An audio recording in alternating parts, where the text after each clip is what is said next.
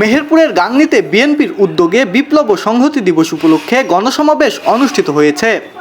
গাংনী উপজেলা বিএনপির সাধারণ সম্পাদক ও সাহারবাটি ইউনিয়ন পরিষদের সাবেক চেয়ারম্যান আসাদুজ্জামান বাবলুর আয়োজনে এ গণসমাবেশ অনুষ্ঠিত হয়।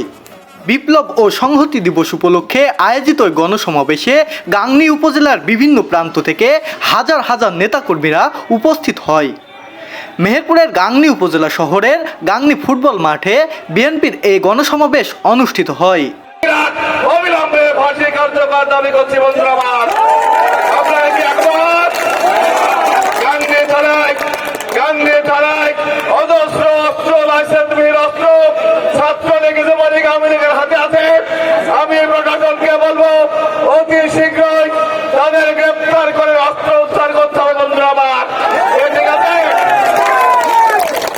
গাংনী উপজেলা প্রশাসনকে আমি অনুরোধ করবো 5 তারিখের পরে আপনাদের কাজের যে ধীরগতি, এই ধীরগতিকে সচল রাখতে হবে বন্ধুরা। আর যদি সচল না রেখে যদি অচল করার চেষ্টা করেন তাহলে আপনাদের দাঁত ভাঙাতে পারতে হবে।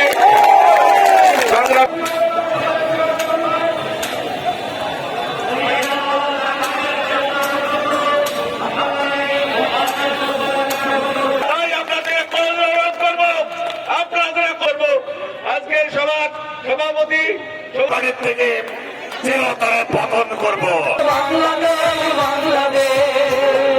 আমাদের মাঝে উপস্থিত হবে বড় তালি দিয়ে মফিজ ভাইয়ের